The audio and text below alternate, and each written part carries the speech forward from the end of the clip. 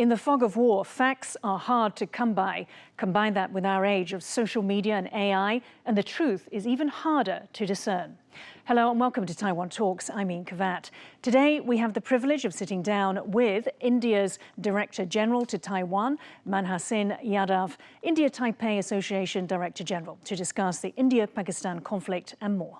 A very warm welcome to the show today, Director General. Kashmir lies in the Himalayan region of South Asia and was once known as the Switzerland of Asia. Since the 1947 partition of British India and the creation of Pakistan, these two nuclear-armed neighbours have fought multiple wars over control of Kashmir. India and Pakistan both claim full sovereignty over the region, although each controls only part of it. A portion is also under Chinese administration. This has made Kashmir one of the most heavily militarized regions in the world. So, Director General, India and Pakistan have gone to war over Kashmir multiple times before. What do you think triggered the April 22nd Pahalgam attack? Thank you, Ms. Yin, for giving me this opportunity. Let me begin by saying that I would not term this as conflict in Jammu and Kashmir. Let's look at the flow of event.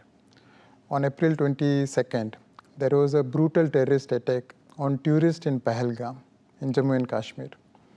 This brutal attack was on people who came to Pahalgam from all across the country. And among the people who lost their lives, there was also one citizen of Nepal. It is clear that this was attack on India, and hence India responded under the right to self-defense. Now, let's also look at the brutal nature of this attack. People were shot at point-blank range in front of their families. It's very clear that this terrorist had threefold motives. Number one, they wanted to create fear psychosis in the country. Number two, they wanted to disrupt the peace and prosperity in the Union Territory of Jammu and Kashmir. As you probably know, in 2024, there were popular elections in Jammu and Kashmir. And a lot of tourists were also coming to Jammu and Kashmir. Again, to give you a figure, just last year, 23 million people visited Jammu and Kashmir. So it was on a path of progress and prosperity. And this terrorist act was to disrupt that peace and prosperity. And third, it was also an action to sow discord in a multi-plural country like India. So overall, the terrorist attack was on India, and hence India responded in a very measured manner. Our response came on May 7th, wherein the Indian Armed Forces targeted 9 terrorist infrastructures in Pakistan. All these sites were targeted with pinpoint accuracies. All the sites are well-known terrorist hideouts. They are well-known terrorist training grounds, including some of proscribed UN-designated terrorists. As you know, Pakistan has a long history of providing safe havens to terrorists. And of course, the case of bin Laden being found in Abbottabad is very well known. So on May 7th, our action was a measured one. It was done with a pinpoint accuracy. And Pakistan decided to escalate it subsequently on May 8th and on May 9th by targeting various civilian and military installations in India. To the credit of Indian Armed Forces, not even a single missile could get through our layered self-defense mechanism. So while our attack were pinpoint and targeted one, none of their attacks could go through. And on May 10th, we responded by attack on 11 of their air bases. This was to erode their ability to further escalate. Subsequently, on May 11th, the Pakistani Director General of Military Operations reached out to our DGMO, and a ceasefire was announced between them. So this is the flow of event. This again, I wanted to narrate so that you have facts in front of you. Thank you. Okay.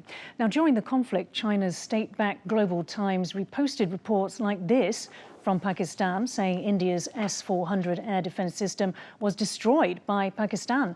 The narratives were also disseminated by China's Xinhua news agency.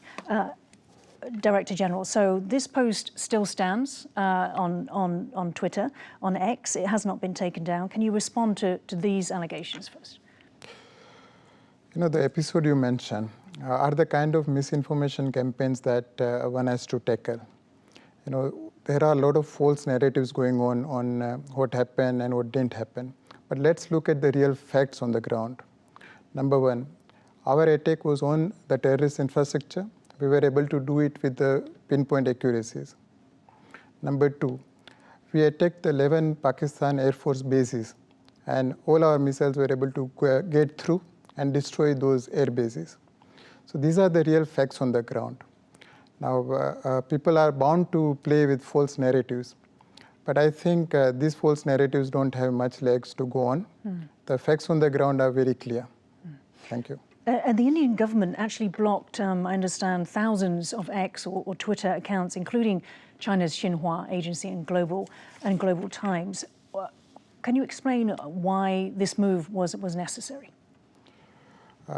Ms. Yin, India is a democracy and a very vibrant democracy. Freedom of expression is part of our fundamental rights. It is guaranteed by our constitution. That's why in India today we have more than 150,000 newspapers, and we have more than 350 24/7 news channels. If you look at the numbers of Indians on internet or on social media, you will clearly see that we are one of the largest community on social media, and we are one of the largest content creators on social media. So as such, our media is free and fair. As far as misinformation campaign goes, one has to counter them. Taiwan is it's not strange to misinformation campaigns. India also has to counter such misinformation campaigns. But we have always done it in a manner that our democracy remains vibrant and our freedom of expression is protected. Thank you. Okay. What I'm trying to get at is kind of the seriousness or the gravity of the kind of misinformation, or perhaps we want to call it disinformation. So is it going too far to say Xinhua News Agency, Global Times, Turkey's TRT World, that they've actually not only spread misinformation and disinformation, but almost acted as Pakistan's propaganda sources during this conflict? Is that going too far? Yes, Ms. Yin, we have seen a lot of misinformation campaign directed by Pakistan and run through various partners. However, what I would like to say is that this is directed towards gullible audience. Once again, let me reiterate. As far as terrorism goes, there are no supporters of terrorism in the world. The entire global community stands with India when it comes to countering terrorism. So while there are various narratives that are being run by Pakistan, I don't think any member of the global community stands with them when it comes to terrorism. Okay, I want to give you an example. This actually appeared on the Pakistani government's own official X account. It was a combat video, but then it was later revealed that this came from a game called Arma 3. How would you distinguish the approach by the Indian government, which we can tell has been very careful with what it has, confirmed or verified, versus that of the Pakistani government? Yes, Ms. Yin. If you look at the kind of information that we put out in public domain, you will clearly see that our information is backed with evidence. Our armed forces as well as our civilian authorities have been very responsible in putting out information in public domain. Each and every piece of information was backed with maps and with other evidence. As far as Pakistan goes, they do like to politicize such things for their own internal gains and for their own domestic politics. So yes, the use of such naive kind of techniques, such as using games or using false pictures, are, I would say, not something that they don't do. They have often done it. We have seen them do earlier also. Okay. And is it true that Turkish operators sent drones into combat against India? As far as the drones, the battle of drones that one has seen unfold, I would say that a lot of drones were used by Pakistan against India. And again, one can very clearly see the self-defense, the air defense mechanisms of Indian system. All the drones were shot down by our air defense on both on 8th and on the 9th of May. So clearly, while Pakistan has tried to use such asymmetric method to attack Indian facilities, I don't think they have worked. So drones are the new age weapons. But again, India is ready for such new age weapons. Okay. And I do want to move into the Make in India program, if that's okay with you. I'm thinking of the air defense system that you just mentioned, Ash-Katia defense system. I understand that is entirely 100% indigenously made in India. A major general in India said that it played the most significant role in the conflict. My Prime Minister has put a great emphasis on Make in India. And particularly when it comes to defense system, he has been a champion of Make in India. The air defense system, particularly the one that you are mentioning, Akash, has been a system that we have developed and perfected over a period of time. Today, our air defense systems are indigenous, and they have grown in an ecosystem manner. So I would say that in future too, we'll come up with more and more such systems.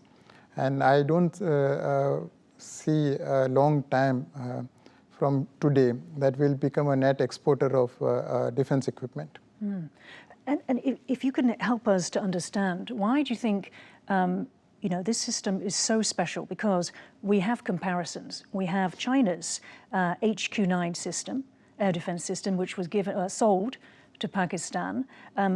Given the number of strikes, Indian strikes on Pakistan targets, both terror targets, and then, as you said later on, the air bases, we can tell that it did not perform.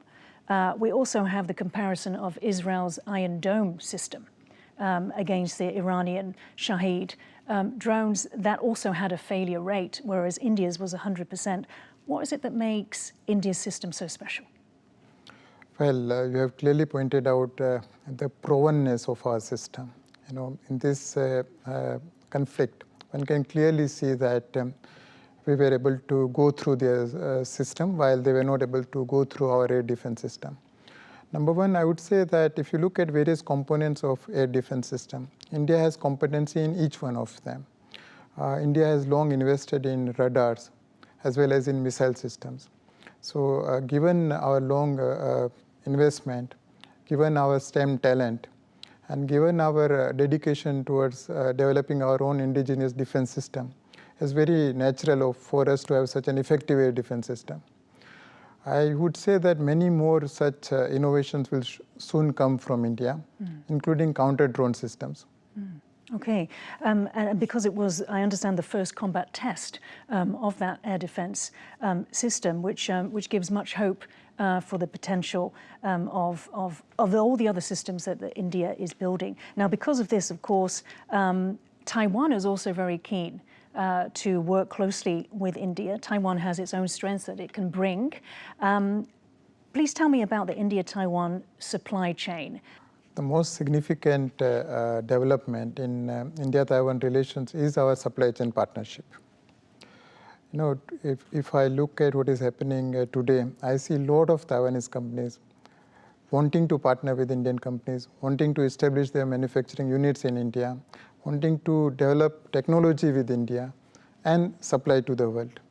So I would say this phenomena is driven by strong fundamentals.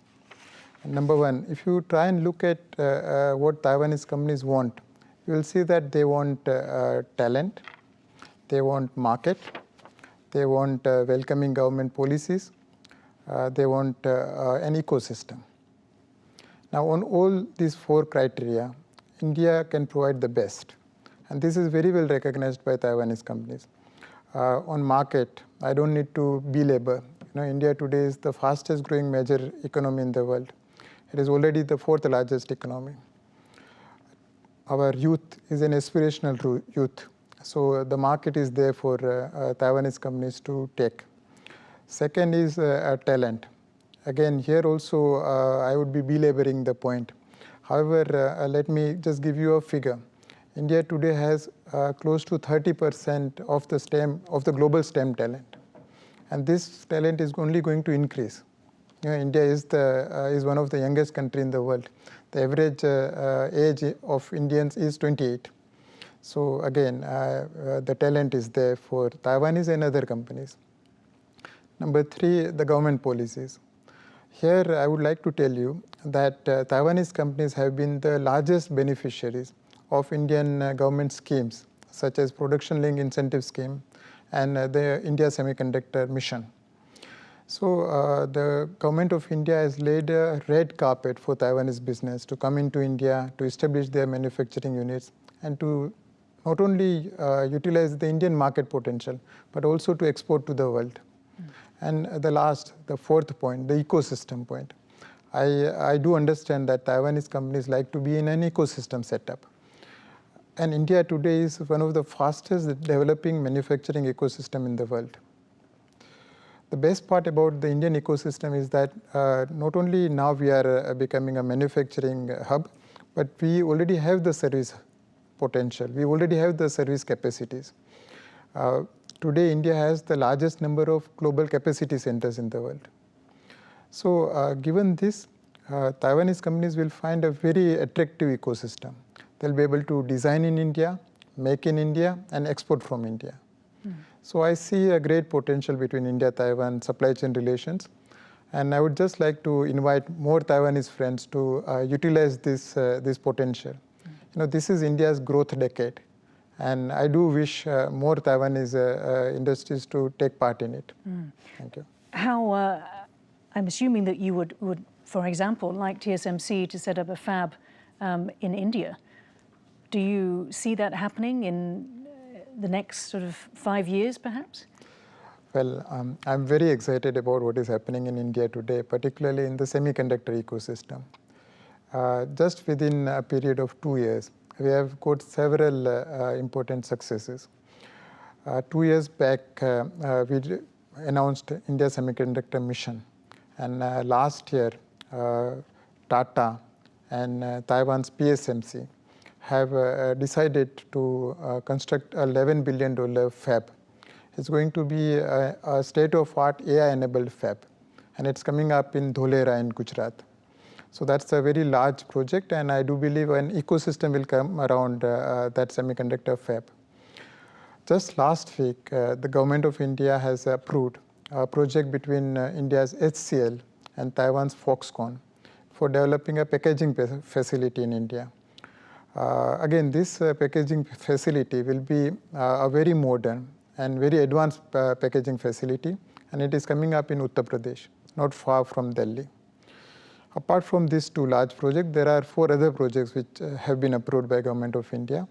So within a short span, we have 6 projects now happening in India. I would say that no company in the world today would want to be left behind of this development. And I foresee a time when many more companies will put in their proposal under India Semiconductor Mission to establish many more fabs in India. Let's move back to the India-Pakistan conflict, and we have talked briefly about GDP. How do you think that this conflict could impact the growth, the GDP of either of the countries, of India or Pakistan?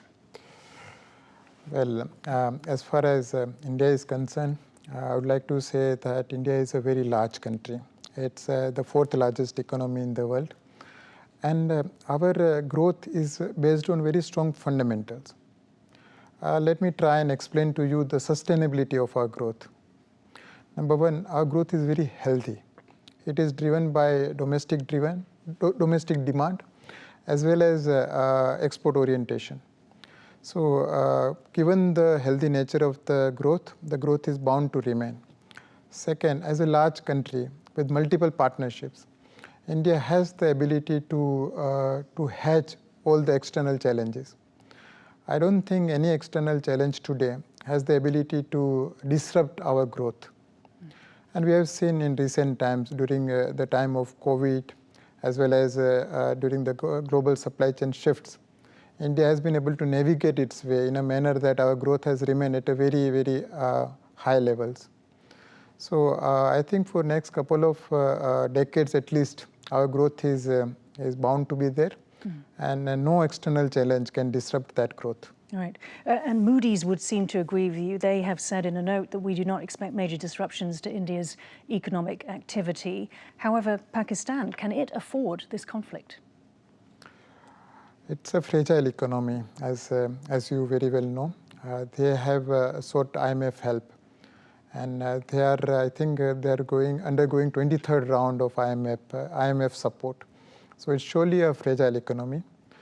I think one of the reasons behind such conflict is the domestic demand to carry out such conflicts. So in a way, you are very right. They surely can't afford such conflicts. India did ask the IMF to reconsider the next tranche of that $7 billion bailout to Pakistan. India tried to tell the IMF that, and this is quoting, rewarding continued sponsorship of cross-border terrorism sends a dangerous message to the global community.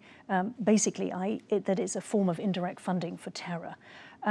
Why do you think it was that the IMF, that India did not succeed and that the IMF continued to pay that out to Pakistan? India has always expressed concern regarding financing of terrorism, particularly state financing of terrorism. And in the past, we have used various global platforms to try and put pressure on Pakistan in this regard. FATF is one such platform. And FATF had put Pakistan in a grey list for a while, for a longish period of time. I would say that Pakistan needs to show demonstrable actions against terrorism. And until that happens, the pressure from FATF and other global platforms should remain on them. So I do understand that FATF is undergoing a review of Pakistan right now. And this is a point that we will surely raise over there. Director General, so what are the other sort of most exciting areas of cooperation between Taiwan and India? Well, we mentioned about semiconductor cooperation. I think when it comes to technology partnership, one can see a lot happening between India and Taiwan. For example, let's take electronic manufacturing. Today, I would say most Taiwanese electronic manufacturing companies are in India. Foxconn just last week announced $1.5 billion infusion into their company in India. Similarly, Pegatron, Wistron, and many more companies are already in India, and they are expanding in India. Similar is happening with non-leather footwear. Companies such as Pouch and Fantai are very well known here in Taiwan, and all of them are in India now. Very complex technology partnerships are getting done between Indian companies and Taiwanese companies. I have come to know about a partnership between Advantech and Nagaro on AI edge applications. I also heard about a similar partnership between Phison and Micromax on AI memory. Now, such partnerships are the ones that can really bring out the potential of India and Taiwan. I'm very, I would say, optimistic about them. And I do foresee a lot of billion-dollar plus companies coming out from this partnership. Do you see that for Taiwan's case, that it helps Taiwan essentially to harden resistance against China? Well, as far as supply chain partnerships goes, as I mentioned to you earlier, Taiwanese companies are looking for few things. Number one, they need a large market to go to. Because in order for them to remain resilient, they need to tap into a large market. Second, Taiwanese companies always have enjoyed a prime position when it comes to electronic manufacturing and exporting to United States and Europe. I think for them to continue manufacturing in a competitive manner, they need to have access to talent. And today, India is the largest source of talent. Number three, during this difficult phase, when they are navigating through difficult times, when they are shifting their supply chains, they need support from the governments. And here, Government of India has done, I would say, the best possible job. We have provided incentives of tailor-made nature to them. Our state governments also have stepped in. So, just to tell you, many Taiwanese companies are getting benefits from both the center as well as state.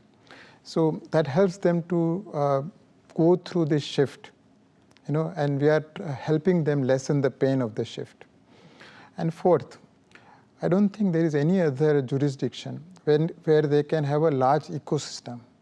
In India, they can have that large ecosystem. Indian market and our geography is large enough for them to establish themselves in an ecosystem manner.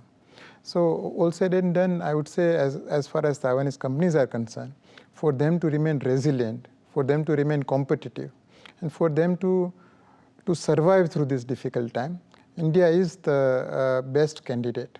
So again, through your platform, let me pass on this message to Taiwanese companies that they should utilize all the opportunities that are available to them.